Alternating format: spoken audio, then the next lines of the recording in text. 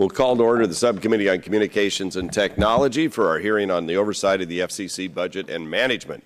Today, we continue the committee's efforts to reform the FCC process. For the past two Congresses, the House has passed the Federal Communications Commission Process Reform Act.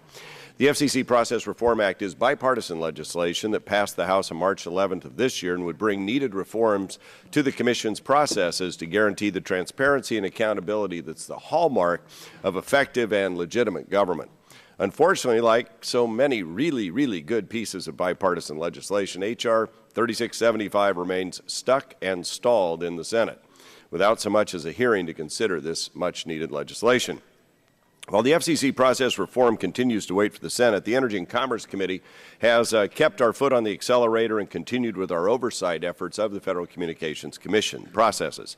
In this time of transformative technological innovation and unprecedented private investment in the communications sector of our economy, we have to ensure that the FCC does remain vigilant in executing the duties prescribed by the Congress, operates within the bounds of the law, and does these things transparently, effectively, and efficiently. The American people deserve no less. When we last convened to discuss the oversight and FCC process reform, we met with Chairman Wheeler amid reports of flawed processes undermining the Commission's decision-making.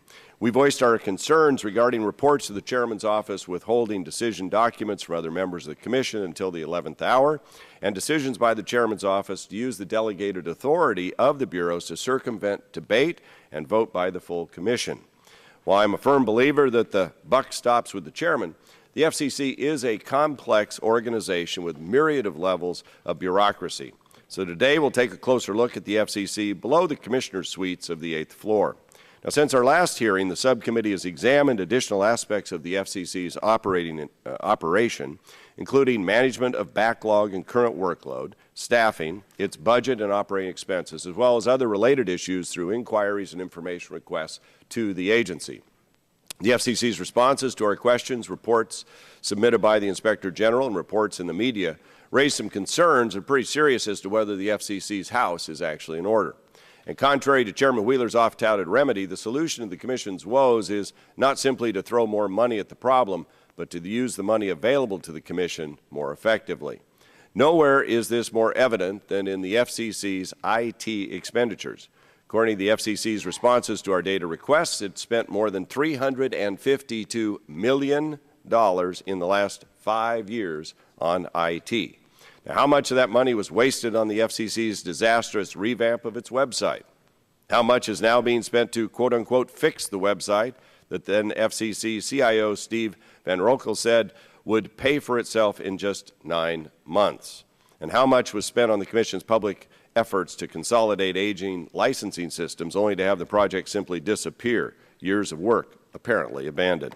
Duplicative spending also seems to be a challenge for the Commission. While I applaud the FCC's efforts to reduce waste, fraud, and abuse in the Universal Service Fund, it appears from Mr. Hunt's testimony that the Commission now has 2 teams doing substantially similar work. I should note that Mr. Hunt's raising of this issue is itself a profile in courage, as unlike many other inspectors general within the U.S. government, the Chairman can recommend his removal. So he's in a unique position, but we appreciate your thoughtful testimony. The FCC has big challenges to address, and hopefully today's hearing will put some light on those efforts. This morning, we will hear from Mr. John Wilkins, who's the FCC's Managing Director, whose office is responsible for the administration and management of the Commission, including such things as the Commission's budget and financial programs, human resources, and communications and computer services. He's joined by David L. Hunt, the FCC's Inspector General, whose office provides investigations, audits, and reviews of the FCC's programs and operations. It's my hope that their responses to our questions will provide us with a better understanding of the FCC's challenges and how the FCC plans to return to the fundamentals of strong management and fiscal prudence. With that, I yield the balance of my time to the Vice Chair of the Subcommittee, Mr. Latta. I thank the Chairman for yielding, and I appreciate you holding this hearing today, and I thank our witnesses for being with us today. Oversight of the FCC serves as a critical function in maintaining efficiency, transparency, and accountability to the agency. Given the FCC's integral role in the information and communications technology marketplace and the growing online ecosystem, we have a responsibility to ensure that the processes and procedures of the FCC are not wasteful and reflect the capability to handle such significant parts of our nation's economy. To that end, today's hearing represents a valuable opportunity to gather additional information about the FCC's budget, management, and spending practices, and better understand challenges confronting the agency, its work, and other potential issues limiting the efficiency of its operations. I look forward to the testimony of our witnesses. Mr. Chairman, with that, I yield back. The gentleman yields back. Now turn to my friend and colleague from California, Ms. Eshoo, for an opening statement. Thank you, Mr. Chairman, for holding this hearing, and good morning to our witnesses, and welcome. Connecting America, protecting and empowering consumers, and promoting competition. These are among the strategic goals outlined by the FCC in its FY15 budget request. Now, to achieve these goals, the FCC has to be equipped with the necessary resources to effectively carry out its mission, including sufficient staffing, a modern IT system, which we'll talk about, and improved collection of consumer complaint information so that the agency and its people really better understand the communication challenges facing the American people, not just the interests that come in the door, but what the American people are saying. And very recently, what the American people were saying, there were so many of them saying it, that the system crashed. So I don't think, in my view, that we were very well prepared for that. Now, the Office of the Inspector General, I have a great deal of regard, a deep regard for IGs across our government because they play really a critical role in upholding the integrity of an agency. And so that the American public knows you're the ones that are there for them to guard against any kind of abuse, any kind of fraud, any kind of waste. And I think that we are all cognizant of that and that we have a regard for it. And the independence of IGs is very important. I've never understood why the system is the way it is, because it establishes huge tensions immediately. I learned this when I was almost a 10-year member of the House Intelligence Committee. You know, intelligence community didn't want IGs to do a damn thing, you know. And but the head of the agency was the one that was calling the shots. I mean, go figure. So, but that's the way it's set up. I don't think it's the best way. But for decades, the audits and the investigations conducted by the IG's office have, I think, complemented the FCC's work. Now, in recent years, it's included the implementation of important programmatic reforms to strengthen and modernize the agency. But despite the dramatic increase in scope and breadth of issues being considered by the FCC over the past 30 years, today's FCC has 200 fewer employees than it did in '84. So we're charging the agency with executing the world's most complex spectrum auction, evaluating two major mergers, and preparing for the IP transition. This all requires significant staff time and resources. And the agency funds the IG. And the IG has a considerable team of people in the agency, sourced through their HR department. I think 39 or 40 employees. I have like 12 in 2 offices. So you have a lot of people. And so I think today, what I'd like to know, and I hope that there are not personality conflicts in this. That is the mark of humanity. I really want to examine what you think you're not able to do that you should be doing. I don't believe that we need criminal investigators relative to the E-rate going into classrooms and libraries. I think that's the equivalent of having all of these Army tanks going into local PDs. They all don't need that. I think that, I hope today that when the IG leaves, that he and his team will have a clear understanding from members of Congress of what we want, we think is important, that you keep your eye on in terms of investigation and all of that. So with that, Mr. Chairman, thank you for holding this hearing. It's always important for us to review the the efficiency and the effectiveness of an agency, and I think that's what today's hearing is about. Thank you, and I yield back. Thank you, gentlelady. Now turn to the Vice Chair of the full committee, Ms. Blackburn from Tennessee, for 5 minutes. Thank you, Mr. Chairman, and I thank you for your focus that you have put on FCC reform and the importance of that, especially as we look at being a knowledge economy, as we look at interactive technologies and the impact that they have on every single sector of our economy. As we do the oversight and look at process and look at reforms with you all, we are interested to hear what you have to say. And the chairman said that well in his opening statement.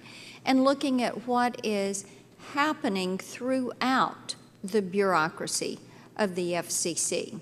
One of the things that we will be looking for is how close are you to your core competencies and your core mission in delivering service to the American people?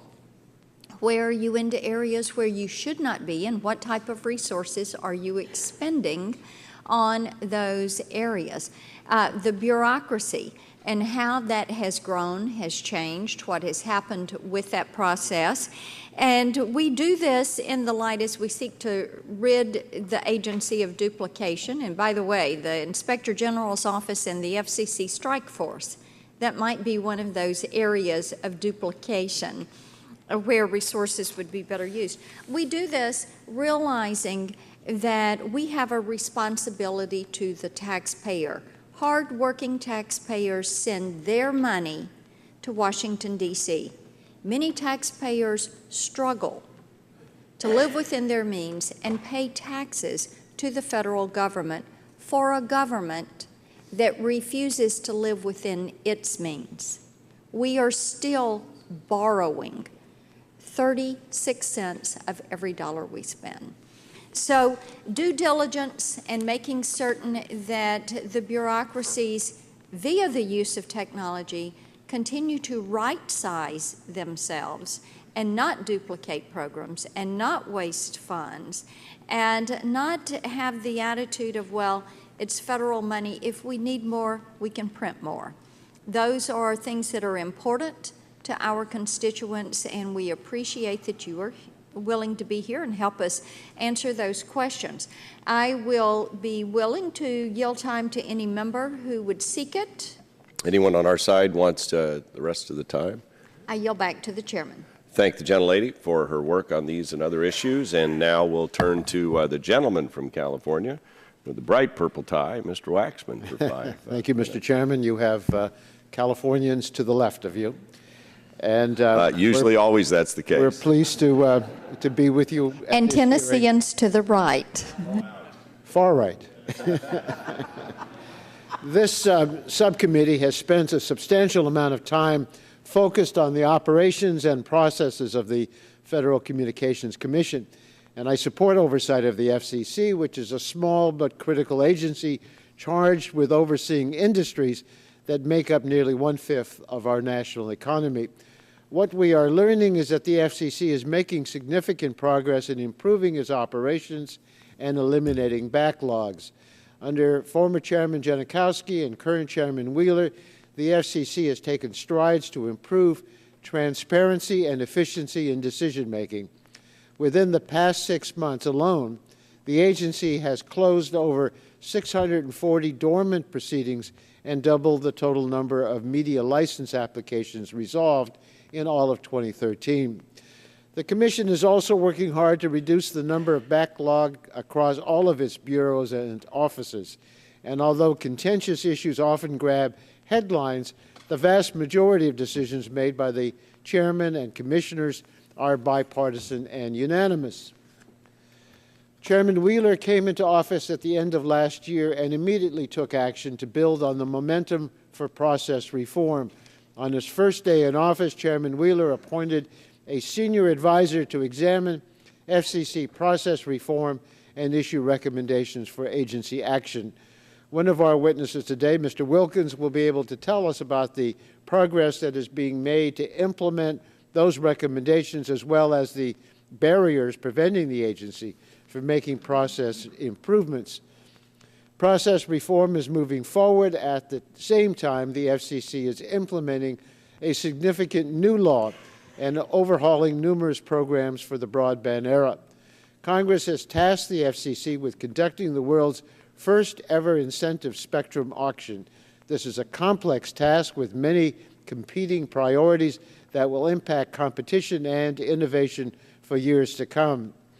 The FCC has also adopted reforms to all 4 of the Universal Service Fund programs, most recently in the E-rate program. These reforms will enhance support for connectivity and capacity to schools and libraries across the nation. And an unprecedented number of Americans have filed comments with the agency about the proposed open Internet rules. Despite the difficult budget climate, the dedicated and talented public servants at the FCC are ensuring the agency's mission is being fulfilled. Today, we will also hear from the FCC's Office of Inspector General. Inspectors General were created by Congress to protect the integrity of agencies and programs funded with public resources. And I look forward to learning about the significant accomplishments of the Inspector General in combating waste, fraud, and abuse. I take seriously the concerns that the IGA has raised, and I want to learn more about them. Thank you, Mr. Chairman. And then I yield back the balance of my time. Gentleman yields back the balance of his time. That concludes our opening statements from the committee members. We thank you all for your participation. We'll go now to our first witness, Mr. John Wilkins, who's the Managing Director of the Federal Communications Commission. Mr. Wilkins, thank you for being here. Thanks for the work you do. Pull that microphone a little closer, and please go ahead. Thank you. Good morning, Chairman Walden, Ranking Member Eshoo, members of the subcommittee. My name is John Wilkins, and since November...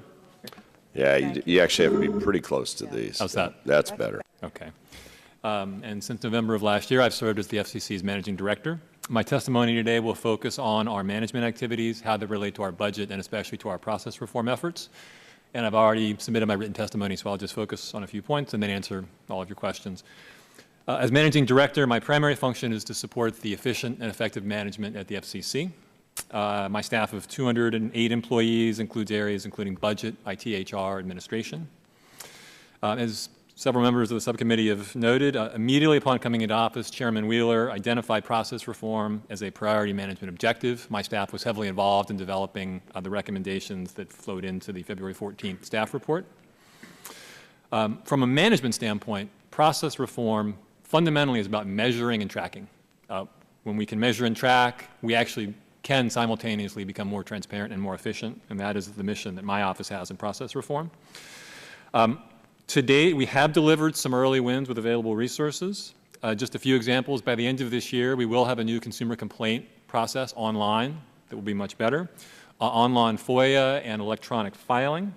We're working on improving the website. We've also directly supported Commission Bureau efforts to close both 1,500 stale dockets, and by our broadest measure of backlog, we've reduced that about 29% since May. In addition to the process reform focus, we do budget, IT, and human capital work commission-wide, so just a few points of emphasis. First, the budget is the starting point for all of our management efforts. As I came in and began to look at, to develop forward-looking plans for the new chairman's priorities, I pretty quickly did grapple with the reality that the flat funding the Commission has had since 2009, despite the growth in some operational costs and quite a few new mandates, really has challenged our ability to maintain current service levels. Another factor is the impact of sequestration did introduce some real budget uncertainties that made it quite hard recently to be investing in any kind of long-term efficiency. So given that, our 15 budget request asks for an increase in 3 areas. First, we do have some uncontrollable cost increases, rent, utilities, pay increase, retirement plan support. Second, IT modernization fundamentally is about trying to improve our IT cost profile as well as better deliver mission objectives, including process reform. We've asked for a total of $18 million in funds for several IT areas, but primarily for the enterprise modernization that really will tackle head-on the main problem we face in IT, which is our 207 legacy systems, over 40% of which are over 10 years old, that really are just increasingly expensive for us to maintain and operate. And third, Chairman Wheeler made very clear to FCC management that he views USF oversight and enforcement as a top priority. Our 15 budget request supports that by asking for 45 new FTEs, a cost of $10.8 million, to be part of an interagency USF oversight task force. That actually included several FTEs for the IG's office. And the overall focus is to make sure that we are fully discharging our obligations to oversee universal service as it is going through a number of major changes. At this point, I do just want to address a couple of quick points in the Inspector General's written testimony. First, Commission management unequivocally respects, values the independence of the Office of Inspector General. We do not interfere in the Inspector General's mission. Second, specifically with regard to hiring activities, the Section 1811 criminal investigators, we fully agree the IG has independence to hire whoever their office needs to fulfill their mission. My HR staff does have an obligation to just ensure that we're complying with applicable civil service rules, and that's the only constraint that we have. Third, the Commission really does take seriously our management's oversight obligations on universal service.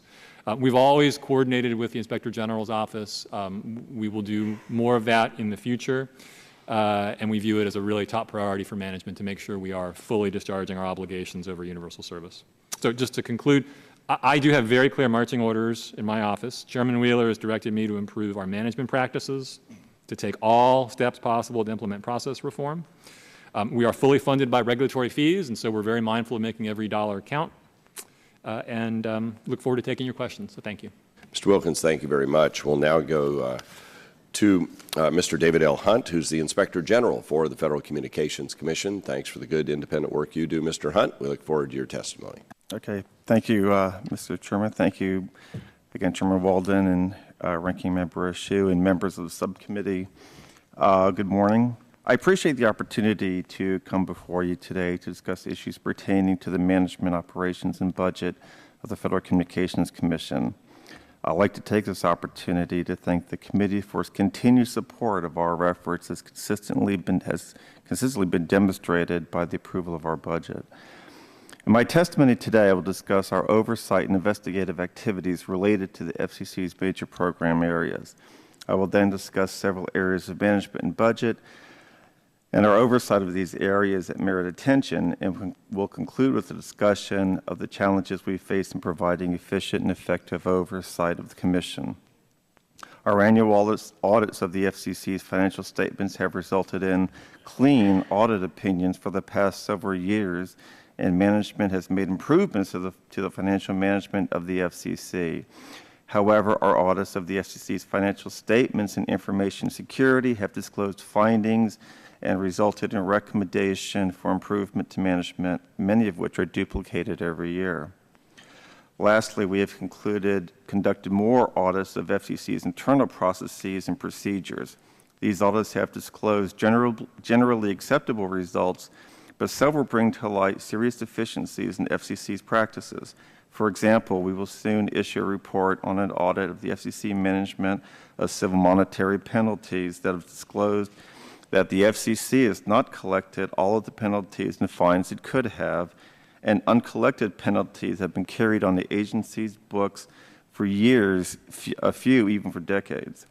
However, this internal focus has not caused any detriment to the oversight of FCC's programs such as Universal Service and the Telecommunications Relay Service Fund because of increased efficiencies within OIG and support from other federal agencies.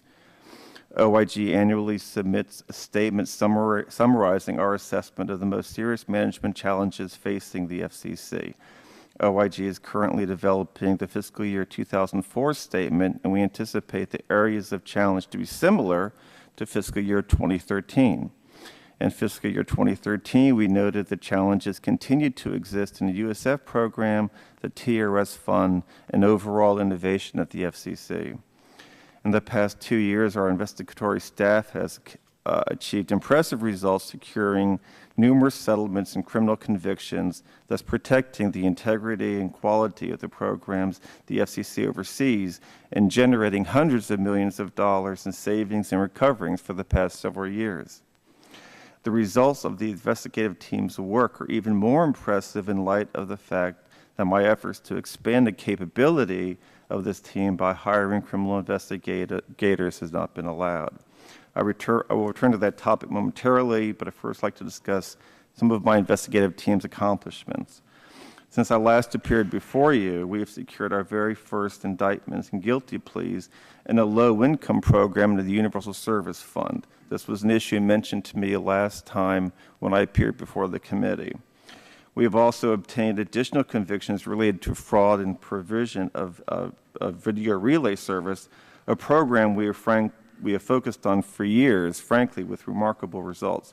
We are working alongside the FBI, DOJ, Department of Interior, Department of Education, in numerous criminal cases involving all other USF programs. But as these matters are ongoing, I cannot discuss too many in public at this time. On the civil side, the OIG investigations team is continuing its oversight of the E-rate and other USF programs, as well as commission spectrum auctions to identify individuals and companies who may be engaged in activities to defraud these programs. In this regard, we have initiated cases based on information developed in a first instance within the OIG, as well as being assisted by the Department of Justice in numerous key TAM cases under the Federal False Claims Act. Lastly, in addition to our programmatic work, OIG has a team of investigators that deals with allegations involving Commission internal operations. Our efforts have led to discipline, including the dismissal or retirement of a number of Commission employees. Over the years that I've been the IG, I've had generally a very good working relationship with agency management. However, there are several areas that still give me great concern. I've been trying for over 2 years to hire criminal investigators to continue to expand my ability to conduct criminal investigations. I raised the issue with Chairman Wheeler. Management has so far refused to support these hires and precluded my ability to staff my office in the way that I see fit. I've already been informed that there is no support in OIG to hire criminal investigators. I continue a dialogue with OIG management, but to no avail. In addition, FCC Human Resources has for several years retained their right to approve every OIG hire. My deputy IG or my assistant IG for management must email the chief of HR and ask permission for each hire, be it an auditor or attorney, or even for administrative support. We have asked many times why this is necessary and for this practice to end, but we receive neither an explanation nor relief from this restriction. The IG Act states that each Inspector General is authorized to select, appoint, and employ such officers and employees as may be necessary for carrying out the functions, powers, and duties of the office. This statement is clear and unambiguous and authorizes IGs to make personnel determinations necessary for carrying out IG officers' responsibilities. While in truth, with the exception of my request for criminal investigators, I've never been denied a hire. Nonetheless, management's involvement in OIG personnel matters appears to be a direct contravention of the IG Act. Further, every time one of my managers has to request permission from an FCC manager to hire someone, I believe our independence is impugned. This ongoing practice gives my office, at the very least, the appearance of a lack of independence from FCC management. I would like to address one final area of concern. In July, FCC Chairman Wheeler announced the creation of a strike force to combat fraud, waste, and abuse in the universal service programs. Many in Congress, Chairman Walden included, I believe, approved the creation of the task force. And I, too, am pleased to see the FCC become active in reducing fraud within the USF. However, this action was taken with no coordination from OIG, and complications abound. As my testimony this morning has demonstrated, FCC's OIG in recent years has had unprecedented success. We have been instrumental in effecting significant savings on consumers' telephone bills and have significantly helped ferret out fraud from entire FCC programs such as VRS. It might have been best to expend FCC's valuable limited resources to bolster the IG's office, an entity with a proven track record that has established track record with DOJ and the FBI, rather than one that's potentially encumbered by policymaking constraints and whose mission, as I understand it, is not limited to ascertaining rule violations. Our concern is that the strike force, which does not independently report to Congress, as I do, has the potential for unnecessary overlap in the agency's enforcement and investigatory efforts. That being said, we can all agree that expending additional resources to uncover fraud, waste, and abuse may be a positive measure, provided that the level of coordination between OIG and the strike force is extensive and delineated by each entity's responsibilities. Because OIG is primarily engaged in law enforcement, all information gathered by the strike force should be provided to the OIG at the earliest possible opportunity. Failure to do so could negatively impact OIG's law enforcement efforts and potentially waste resources. Thank you for the opportunity to address these important matters with this subcommittee. I will be happy to answer all of your questions. Mr. Hunt, thank you very much for your enlightening testimony. It sounds like there are some issues there that need to be prosecuted.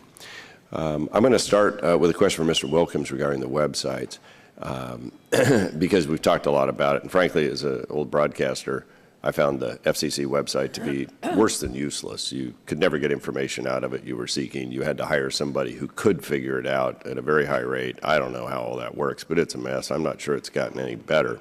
But we sure spent a lot of money.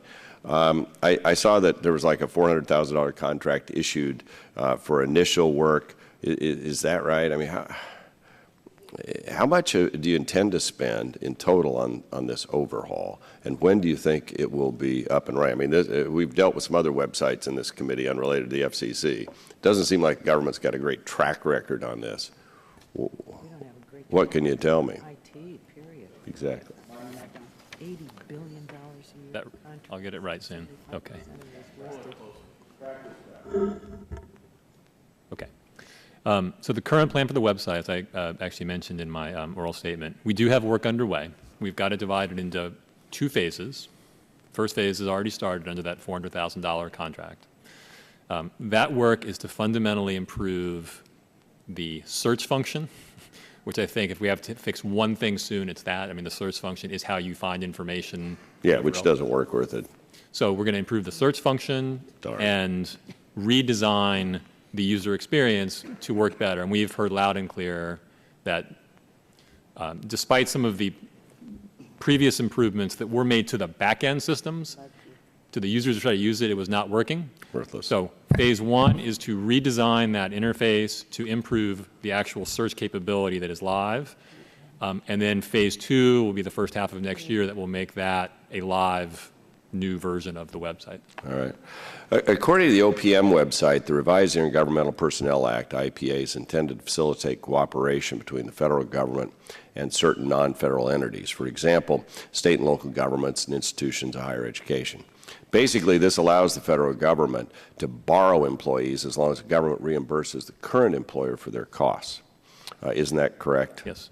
So now the FCC has utilized this mechanism, as I understand it. In response to one of our inquiries, it appears there were 2 IPAs leading up to 2009.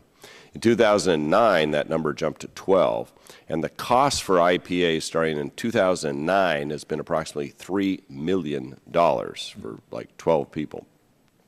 The cost of the agency for some of these folks well exceeds the salary permitted for either traditional GS employees or those federal employees in senior executive service. For example, we found that the cost for one individual was $208,345.89 per year. But perhaps the most egregious was an economist we understand the FCC paid $396,878.68 for 8 months of work. Now, that appears to be an annual salary of nearly $600,000 for an economist out of the academic world. Where do these funds come from to pay for the costs? Were any of these individuals from state or local government? And are these counted as FTEs? So that the agency actually has more FTEs than the number that it's reporting. Well, today we have 3 IPAs in place. That's it? 3. All right. One is for our chief technologist who just came on board very recently. One is for our chief economist, and one is a senior advisor to a rural healthcare task force that we've just launched. Right.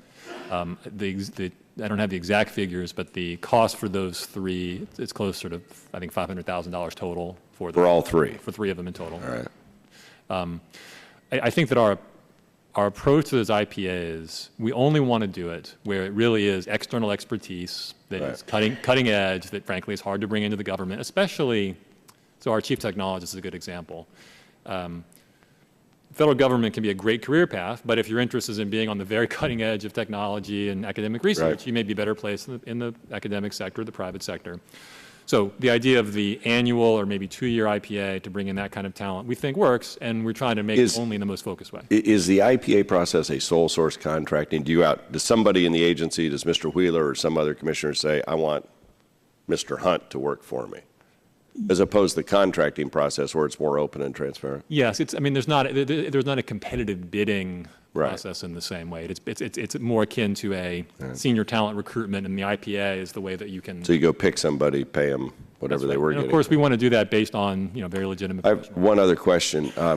What is the agency's retention policy for emails? This has come up in other agencies over time. I believe it's 90 days. So for a user, the user's live email account, and if you're just a user of your desktop, you can go back 90 days. We certainly do have backup that's done by our IT organization that can go back longer as needed. So those are retrievable beyond 90 days back?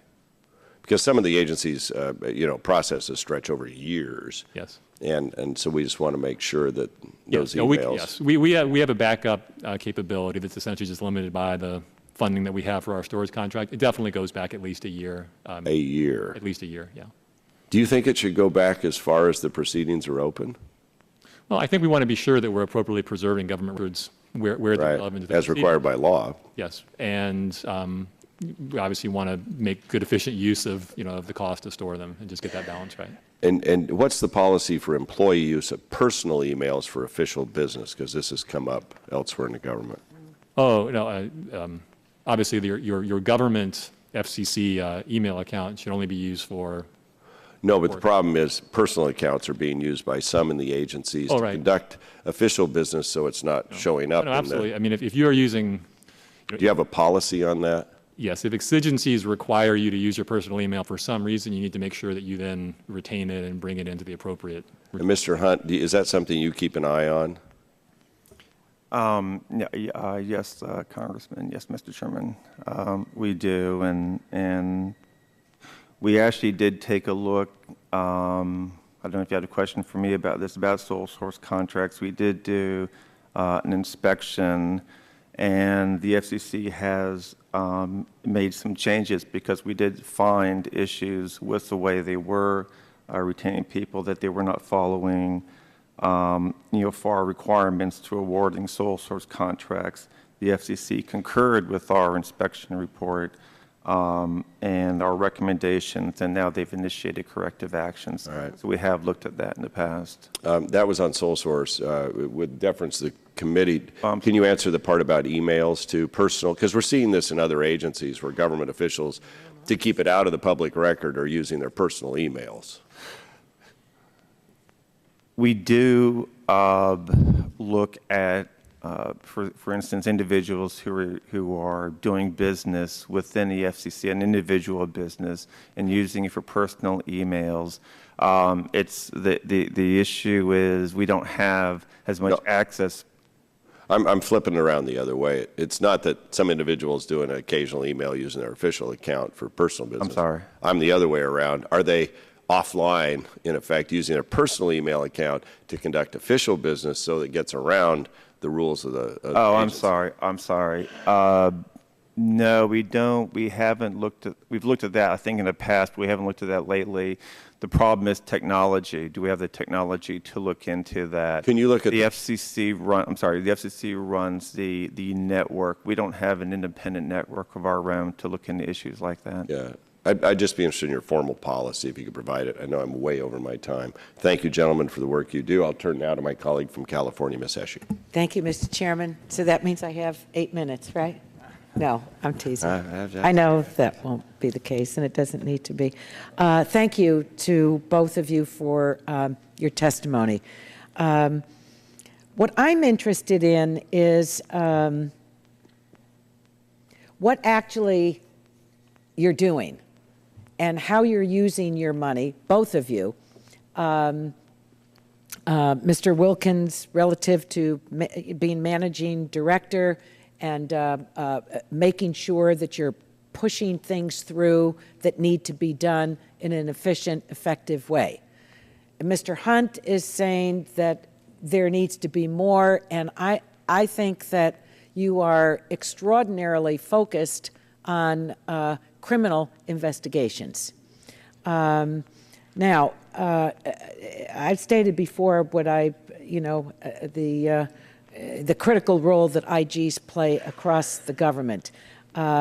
Now, I understand that the OIG received $21 million and $25 million directly from the Universal Service Fund in 2008, 2009, respectively, to fund investigations. That's a lot of money. That's a lot of money for, this is a relatively small agency. I mean, this is not a gigantic agency. And those amounts were also exempt from sequestration cuts. So you come out very well in terms of, at least in my view, in terms of dollars. And unlike the Commission, you're permitted to carry forward these dollars year after year. That's my understanding. So my first question is, how much money do you have on hand? Well, and how many employees do you have? Well, you have 39 permanent You have 39, employees. and how much do you have, cash on hand do you have right now? Well, first of all, I have to correct something. We had... Do it fast, because okay, we had the $21 million. When I became the acting IG, I turned down the additional $25 million. I said, we don't need it, we can't spend it fast enough.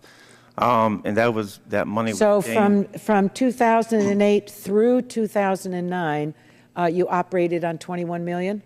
No, this is in addition to our regular budget. I understand. That money was given but that's to why us. I'm raising it, because I think the committee members need to understand this.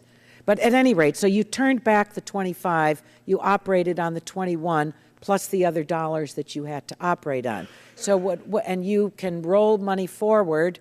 That's why I was asking, how much do you have on hand? I think what we have left is maybe $5 million. Most of that money was spent by the prior Now, RTO, however. given the recent increases in your funding, even though you turned some back, I don't know why you did. You're saying you have a lot of work to do, but you turned money back. I don't get that, but that's what you did. What have you, can you describe what additional work you've conducted? You know, for example, there's been a spike in criminal prosecutions during that time frame or immediately following. And what I'm really stuck on is where the agency has not done well at all. You have your eye on criminal investigations. You keep talking about it. It's like a broken record. And I mean, you feel strongly about it, you know. But I want to dissect that, because we have huge agencies that do criminal investigations. The DOJ is very well funded. The FBI is well funded. What is it that you can't partner with them to do that is leaving huge gaps and unaddressed investigations on your part, and as succinct as possible? Okay, well, a lot in there. Why does there have to be duplication between you and these agencies? Right. I mean, let me just say one thing just really briefly so everybody understands. The $25 million... I just want you to answer my question, because I have other questions. Okay. To get FBI agents, DOJ agents, I mean, and Interior agents to help us out is very rare. They have a threshold. They have more people helping us out than before, but we have much more fraud and waste that we can tackle with the 39 people we have. You're talking about $20 billion that you're asking 39 people to try to monitor. And oftentimes we can't get support from the FBI because they simply don't have enough agents out there to help us. So we end up dropping cases worth $1 million or less. What are the cases worth, though? Pardon? What are the cases worth? Are you talking about 20, 40, $50 million cases? You're talking about $1 million? You're talking about $35,000? What kind of dollar value do these cases have?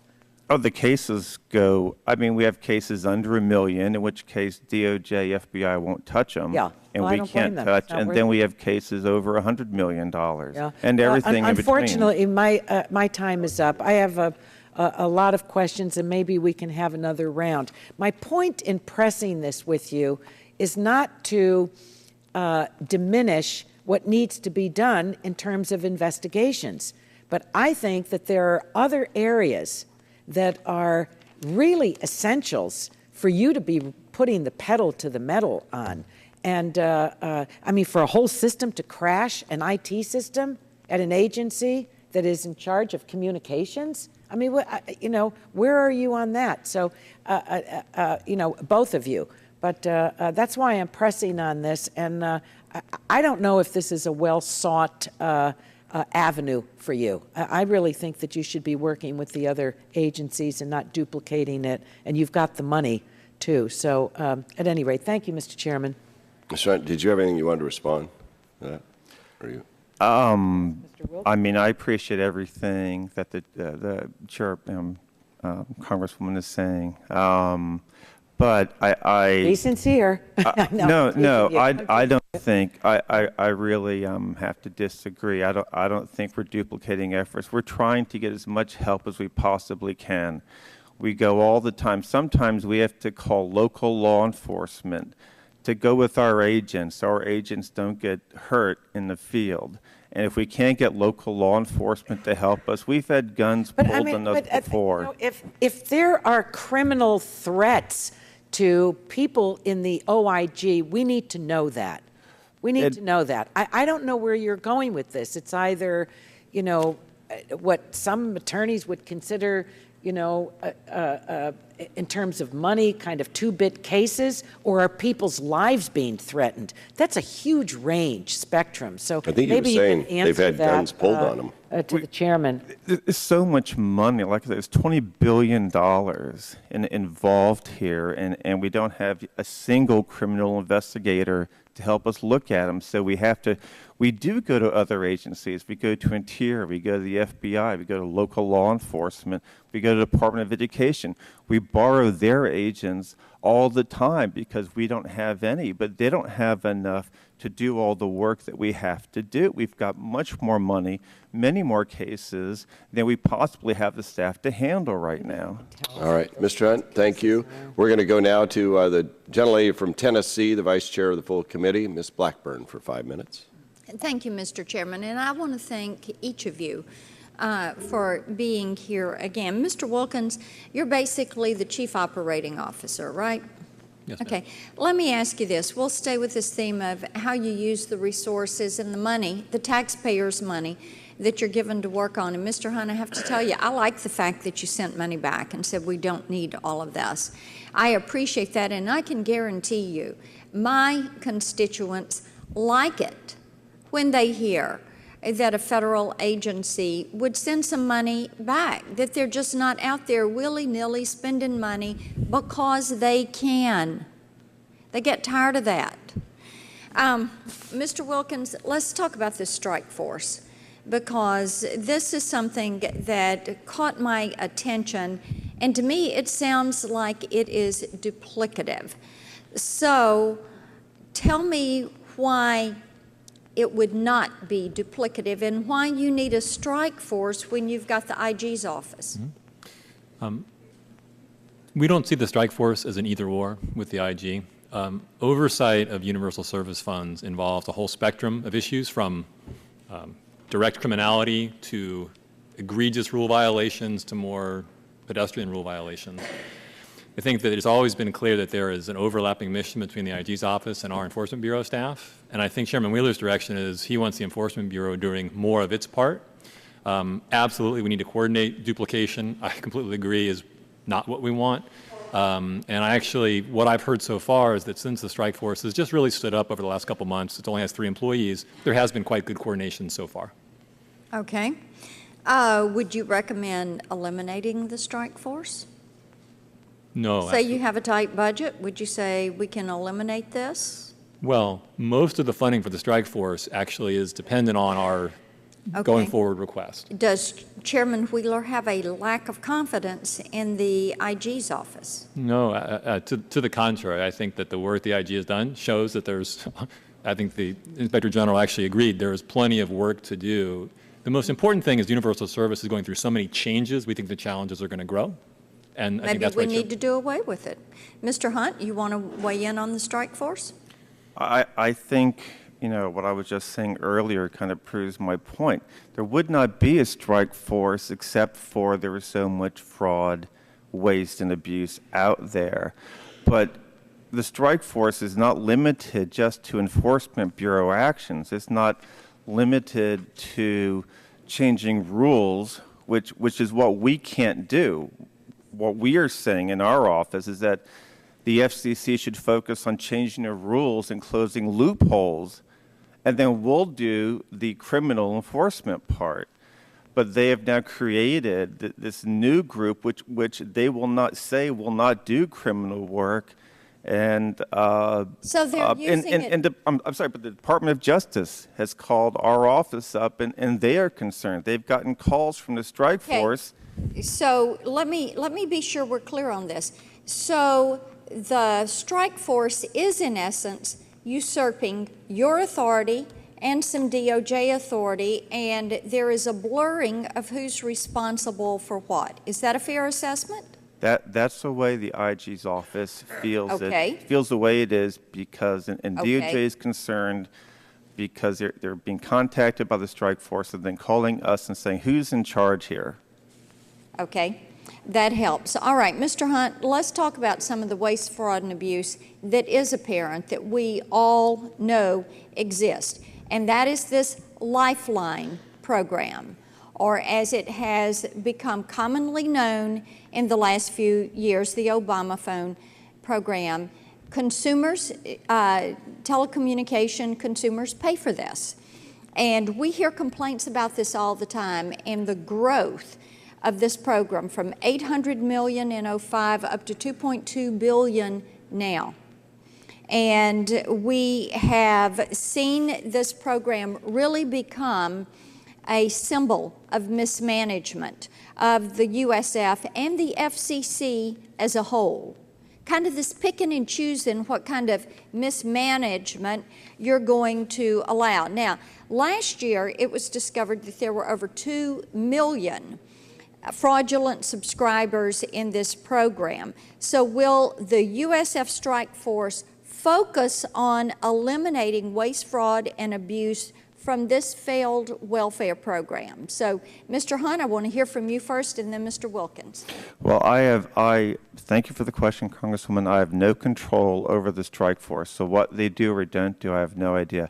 I know we are working on low income. We not only do criminal law, but we do the USF. We do every single program within the USF fund, and one of those is low income.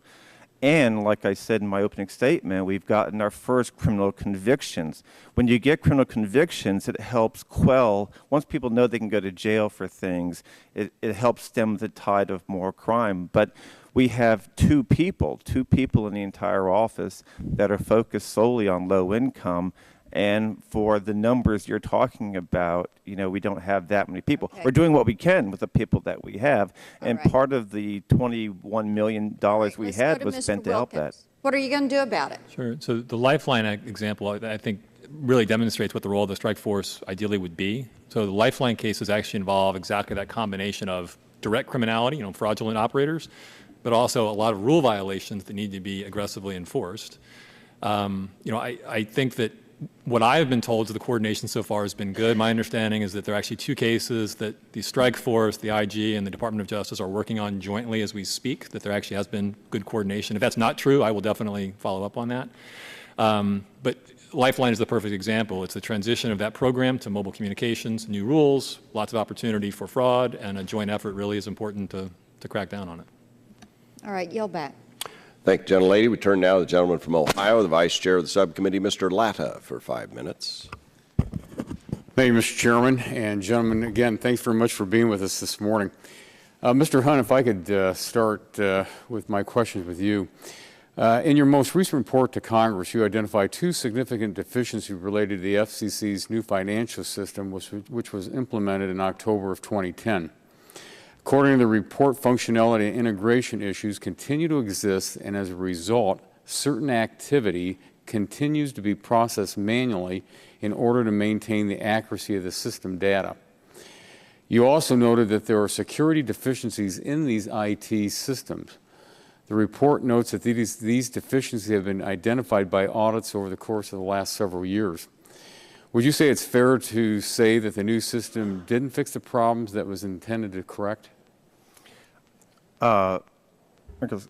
Congressman, we did have those findings. We believe they are trying to upgrade and fix, but to have in this day and age manual entries when so much money has been spent on computer technology and information technology, to have people have to look and handwrite items in just does not seem like a fair use of time. Well, if I could follow up with that, then how much money has been spent if it doesn't sound like it's been corrected? I would have to look that up for you. I can get that. If you get that back to the subcommittee, that would be good. And in your audits, you've also continually flagged these problems. Is that correct? Pardon, sir? And with your audits that you've been conducting, you've continually flagged these problems that have been occurring. There are several audit findings that the FCC agrees with that occur year after year. Could you say when the first year was? Oh, my goodness. Year after year? We're asked every year by Congress to give a list of recommendations that haven't been completed or fixed. I could find that list and give. Yeah, if you could get that to us, we'd appreciate it. And also, in one of your more recent reports, you indicated that the Commission was not in compliance with the Federal Managers Financial Integrity Act because of these deficiencies. Is that correct? Yes, sir, that's correct. Okay, and your office has also described these as significant deficiencies as functionality and integration issues. How much has this new system cost so far? Against our Congressman, I have to look that up for him, so I don't have the number off the top of my head. And do you remember who the contractor was? No, sir, I don't. Not off the top of my head. If you could get back to the I'll get you all that committee on that. Let me go back to some questions that the gentlelady from Tennessee had asked, especially with the strike force. You know, because in your testimony on page 11, when you were talking about the strike force, you said this action was taken with no coordination with either the OIG or the DOJ, and complications abound. And I know the gentlelady had brought up, you know, should we even have the strike force? Should it even exist? But in your mind, since there's no coordination, and that you don't have any really ability to, it sounds like, work within the system, how are you going to fix this? Yes, sir. The Congresswoman from Tennessee, when she asked the question, Mr. Wilkins said there is coordination between the strike force, OIG, and DOJ. That in itself is a problem. There should be the DOJ and the IG office. The fact that there's coordination between the three supports the very problem we're running into. DOJ is wondering who is really in charge here. Who is the criminal investigative team? Is it the IG shop or is it strike force? If the strike force wants to focus on enforcement, if they want to focus on changing rules and regulations, we don't object to that. It's when they step over into criminal law, there has been coordination issues already. And we don't see how that's ever going to end. Okay, and just before you had that in your testimony, you also had said this. You said, further, every time one of my managers has to request permission from the FCC manager to hire someone, our independence is impugned. This ongoing practice gives my office the appearance of a lack of independence from FCC management. When you say it looks like there's an appearance of a lack, is there a lack of appearance that there's something happening, or don't you have that independence at all? let me just give you an example. The strike force now contains 3 people. Those people were hired in a matter of months. Sometimes it takes me 6 months to a year to hire people. I think it's appearance of lack of independence if I have to go. Well, let's just say this. I think it is a lack of independence if I have to go and contravene the IG Act by asking HR for permission to hire every single time. Now, 1811s, they will argue about that, but even for a paralegal, I have to ask permission to hire a paralegal. Now, eventually, I will get that permission, and I know they have rules and regulations, but they play with the PD, the position description, which is something that we have the capability of doing, and by modifying what the position will do is something else we don't necessarily agree with. Now, we're working with the managing director's office. We're trying to resolve these issues, but when they can hire people in the strike force almost instantaneously, and it takes us months and even a year to do the same, I think that answers itself. Thank you very much, Mr. Chairman. I see my time has expired, and I yield back. Gentleman yields back. Turn now to gentleman from Nebraska, Mr. Terry, for questions. Guess I'm next, since I'm the last. Mr. Wilkins, somewhat related to the website issue, but in 2010, the FCC launched an effort to develop a consolidated licensing system, and it seemed like, frankly, a common sense reform, given that the FCC has 6 different online databases for licenses.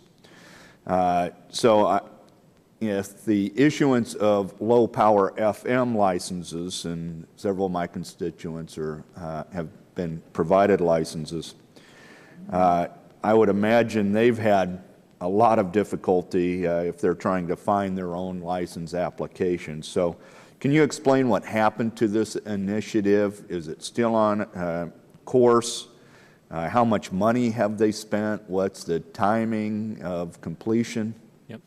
So the consolidated licensing system is actually a great example of the overall IT modernization we're trying to accomplish. And so the fundamental need is, how do we create a much more cohesive enterprise environment to manage efficiently, and then allow all the users that do have slightly different needs to have those needs filled? I was not the managing director when the specific project decisions about the CLS project were made, but we see absolutely the same need. Our modernization effort, a much more consolidated and consistent approach to licensing, would be one of our best reasons we think it needs to get done. All right. Still time. What's the time expectations that the CLS would be completed, and how much money has been spent on it so far? Yes, sir. So the timeline truly depends on our funding. The challenge is, if we have the funding to commit to the systematic approach we want to take, our timeline, we have about a 2-year timeline is what we've put in place. If we are doing things piecemeal, the timeline could be quite a bit longer. That's a question we have to make through as we assess. Probably the right question is answer is, I'm picking up, reading between the lines, is I don't know, but I'll get back to you. Well, we could certainly follow up with specific information on the history of the CLS project. That. It is on hold now, pending okay. overall strategy. Well, that's new information, so it's on hold now. Now, Mr. Hunt, kind of dovetailing to the Intergovernmental Personnel Act and borrowed employees, of which Mr. Wilkins and the chairman had a discussion. Reading some salacious newspaper articles regarding FCC and some of their employees, which is disturbing on so many different levels. First of all, that an employee is watching pornography, but doing it at work with government taxpayer-owned equipment, but also giving the excuse that they're bored. if FCC employees have time to engage in that ugly activity, A, why do they exist there anyway? Doesn't that tell us that they have more employees than they need? Then I want to know, is that a criminal act by watching that stuff on government-owned or taxpayer-owned equipment? And what's your Inspector General's role in getting rid of that person? Okay, thank you, Congressman. The IT department of the FCC, they screen for images. Is usually through, I think, a hash number. It is a crime to view child pornography. There are hash numbers for those. Normally, we go to the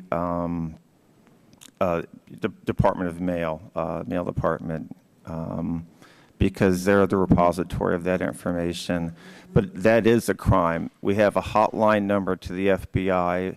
Whenever child pornography is found, we call the FBI immediately. We screen, and if it just depends on the severity. If it's child pornography, yes, it's a crime. If it's not, no. I heard the report also. I think the report was wrong a bit because he said he was watching it 8 hours a day. It was actually 8 hours a week. I know that doesn't help, but It's not help. But that person was. This means really sick versus just sick. Right, but it was referred to the IG office from. Should it have been? It should have been referred to the IG office, and we got the person to resign before he was terminated. So that person is gone. But it's an ongoing thing to look for any type of pornography on the system. All right. So I will submit a written question, since my time is up, to you, Mr. Wilkins, regarding if employees are that bored, why do you have that many employees? Thank the gentleman for his questions. We'll turn now to Mr. Long for 5 minutes. Thank you, Mr. Chairman. And Mr. Hunt, I want to follow up on that just for a minute. Speaking of this pornography situation, you said that the gentleman resigned before he was terminated? Yes, sir. Yes, sir. Yes, Congressman. What's the difference? I would have to go to the. Well, I mean, does he get his benefit? I mean, you're a lawyer. Does he get his benefits and things? Is that why he was able to resign instead of be terminated? I assume he retained his benefits when he resigned. Yes, sir. I assume that. I don't know that for a fact, but I can find that out for you. I'd appreciate it if you'd find that out and let us know. Yes, sir. Because that, I don't get that. Yes, sir. Apologize for my voice and my cold today. For both the witnesses, over the summer, we've heard a little bit about the FCC's website crashing during the net neutrality comment period. And was the agency able to ensure that all comments submitted were all the comments submitted were collected and accounted for, or were some of them lost? Mr. Wilkins first. Oh, yes, they were all collected, all accounted for. Actually, the current number as of today is about, we've got 3.7 million total comments filed over that whole proceeding now. And you're confident none were lost during the crash, okay? And then what's the plan for the agency to ensure that this type of thing doesn't happen again? Well, so that is our electronic comment filing system. It's part of our external profile. It's different from the website. It is actually a 18-year-old system. It was developed in the late 90s. The technologies that underlie it are sort of long gone from the commercial world. That's a major focus of our IT modernization, is that whole system needs to be basically brought into the 21st century. And that's what our IT modernization proposal actually focuses on. Okay. Mr. Hunt, you have any comment on the lost, what was not lost, I guess, but the crash and whether anything was lost and what can be done about it in the future? Actually, we haven't had any complaints or comments on that yet. We've heard about it crashing. We have the new technology. You haven't had any comments about what? I'm sorry, I didn't understand. No, about the website crashing. We get our work from complaints, and the website crashing is not anything we've ever been asked to look at yet. Okay. But it is one of many things we're considering looking into. And again, for both of you, I'll start with you, Mr. Wilkins. Outside of anything specific in your testimony, can you each tell me what Congress can do to help you carry out your duties more effectively other than just providing more money? If you had a wish list, if you had your druthers, what would you rather us do? Right. Well, I will say one thing that does come to mind. Some of our employees are highly specialized professional staff, but we will lose very talented employees sometimes, especially to competing federal agencies that can pay slightly higher salaries. And that, of course, that would not be relevant for most of our employees, but we do have a handful of very important employees who have been hired away from competing agencies, and it's still in the federal government, but they can just pay a lot more, and it's sort of hard for us to retain that kind of talent. So that sounds like more money to me. Anything besides more money? It almost, on that issue, I'd be fine on a net neutral money basis, but the ability to take a given employee who's really important and be able to make sure we're paying a market rate, at least in the government, to retain that talent, would actually add a lot separate from whatever the total budget was. Okay. Mr. Hunt? Thank you, Congressman. I just want to apologize for everybody. Sometimes I raise my voice too much because I'm just very passionate about what we're doing and what my staff is doing. We work very. I'm hard of hearing, so I appreciate when you raise your voice. Okay. Well, good. You're going to hear more of it because the things I mentioned before, letting us hire who we want to hire. If they want a strike force, tell us exactly what that strike force is going to do. Are they going to do criminal law? If they're going to do criminal law, how do we work that, and how does that jive with the IG Act? The IG Act was created to do exactly what the strike force apparently is intended to do.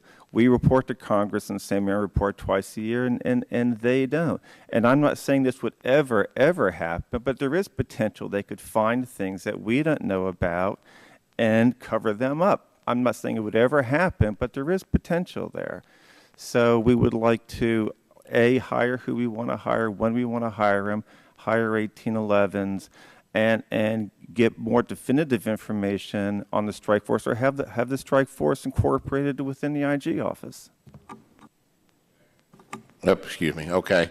I appreciate that, and thank you both for your testimony, and I yield back with no time remaining. Well done. I now turn to the gentleman from California, Mr. Waxman, for 5 minutes. Thank you very much, Mr. Chairman.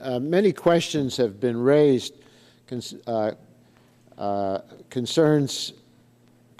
Mr. Hunt's allegations about the Universal Service Fund strike force, and I'd like Mr. Wilkins to respond.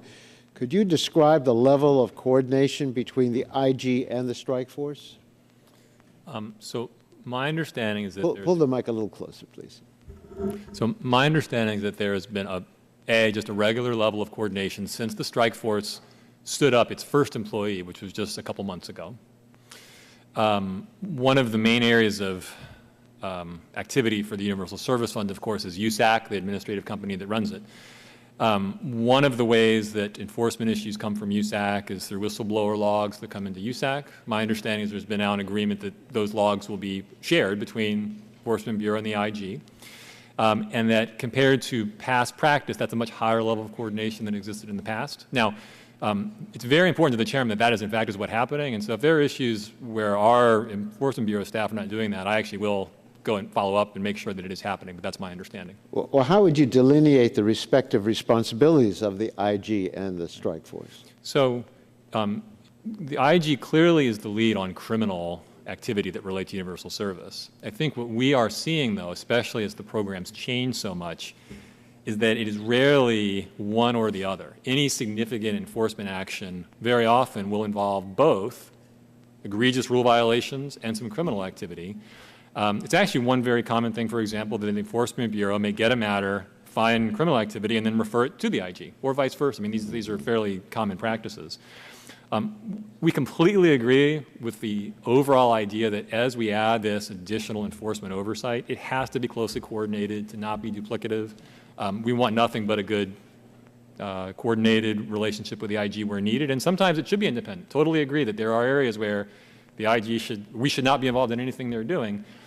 As the strike force hopefully adds some more staff, we'll just have to make sure all that coordination happens exactly as the chairman wants it to. Okay. Mr. Hunt's testimony asserts that, quote, FCC management retains a right to approve all OIG hires, a requirement which appears to contravene the IG Act and impugn the independence of the OIG, end quote. Mr. Wilkins, can you explain the process the FCC uses to pass through all OIG hires to be posted by your Human Resources Office? Yeah, thank you for that question. It is a pass-through. Whoever the IG wants to hire, our HR team will put into the system. By the way, that's very different than hiring for other places of the Commission. I personally actually involved in human capital planning for other parts of the Commission, but the IG, whoever they want to put in there, they can. And actually, I would almost say that the issue is more about the performance of our HR function. So I agree, it's a 6-month delay to get the hire done is not acceptable, and that's actually an overall management issue that we want to work on. I think that all we want to do is make sure that when something is posted, we've done our job on the HR side to make sure that whatever the civil service requirements are complied with. They always are, no question. And frankly, we could just do a better job processing those requests. I will say, I did just do a quick check. So just last week, we had one where approval came in about, I think, 6 minutes was the email chain. And that probably is because we've really been focusing on it lately.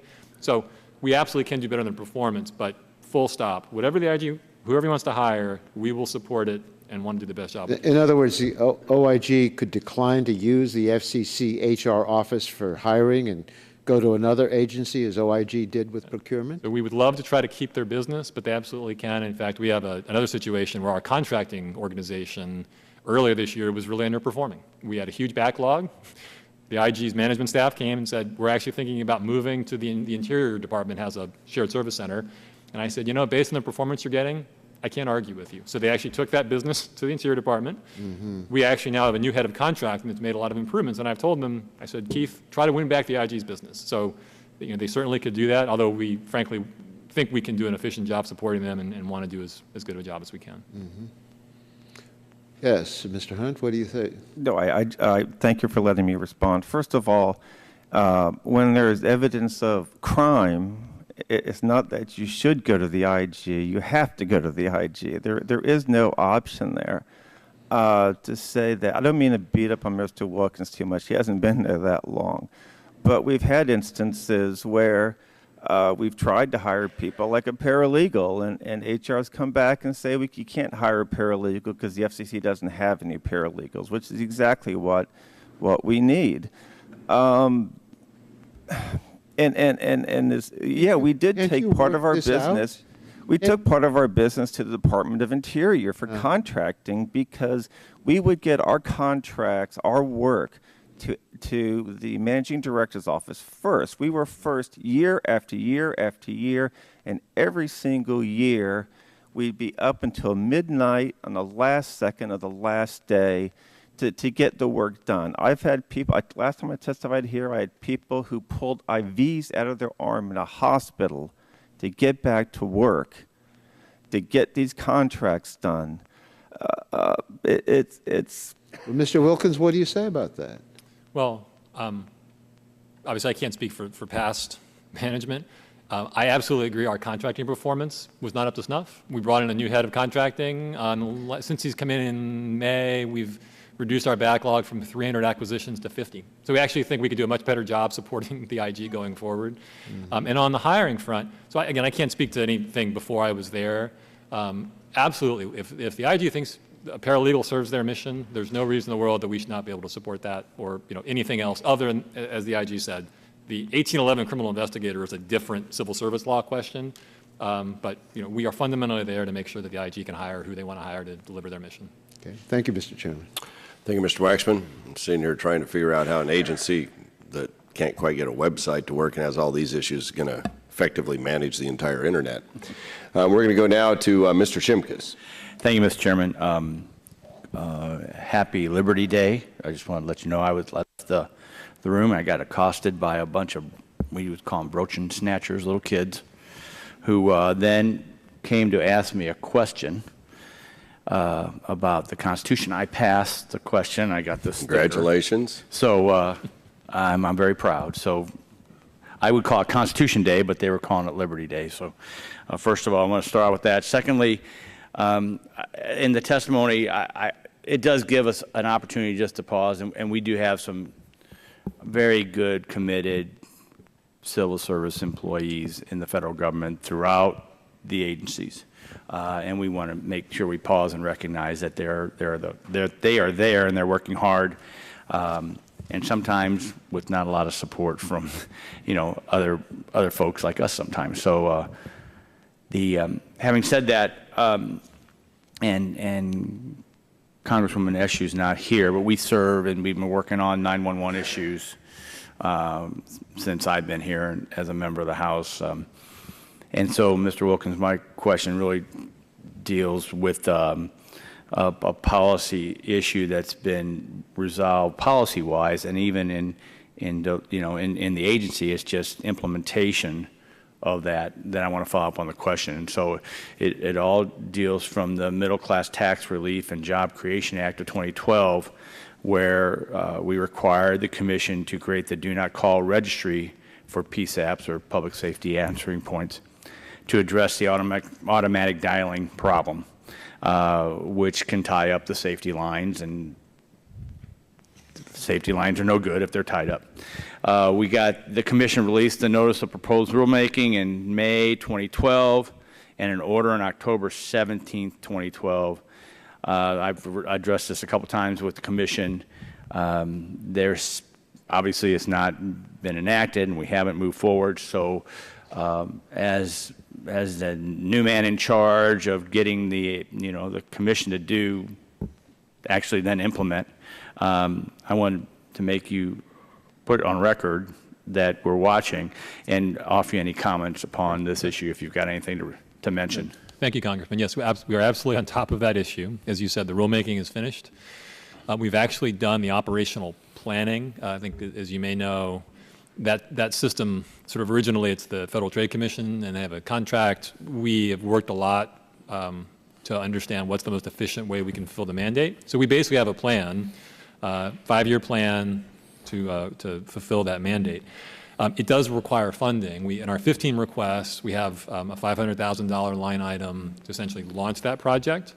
And then, of course, once you launch that kind of an effort, it does need to be sustained over the duration of the effort. So we are ready to go, and just want to make sure we don't get over our skis in terms of the resources being there to support it. But we absolutely are ready to go and have spent a lot of time looking at it. And then from our perspective, that's some of this, the IG's report on who's spending what and how. Then that allows us to say, well, maybe we haven't spent money well in one area, and if we do have a program that's ready to go, but it's lacking authorization, I guess the question would come, what is the internal flexibility to move stuff around inter-commission to get some of us would consider a priority? Right. So certainly to a point, we can sort of optimize that last bit of the budget. I think that the thing that we're cautious about with the PSAP project, it is a multi-year effort that does have actually several $1 million worth of obligation against it eventually.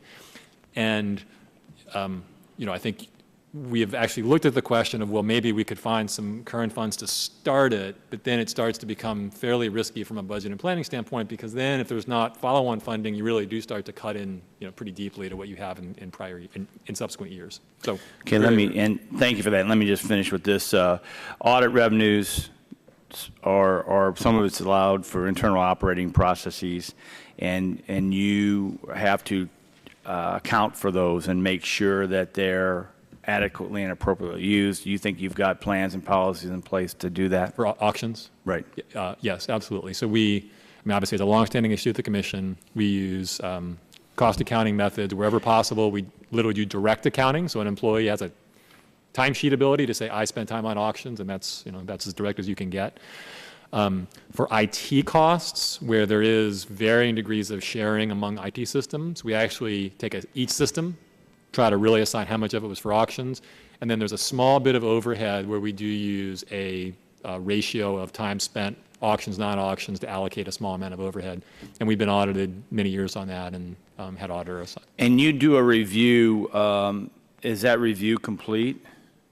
Well, no. So we constantly want to make sure that we're treating those allocations correctly, and so that's just an ongoing effort. And our auditors always ask us to. And if we followed up with a question on sharing some of the results, you wouldn't have a problem with that? Absolutely. All right. Thank you very much. Thank the gentleman for his questions. We'll turn now to the gentleman from New Jersey as our last questioner, and then we're done. So thank you very much to our panel. We will have some questions for the record that we'll be submitting to you in the due course of time, and I imagine there may be some other members who had conflicting hearings today that might also have questions. We appreciate your response to all of our inquiries, and I know sometimes there are a lot of inquiries, but we're trying to do our oversight job just as you're trying to make the agency run better from every perspective. So thanks for sharing your thoughts with us, your investigations, and the progress that you're making. I commend you for, and we look forward to continuing this dialogue. Subcommittee is adjourned.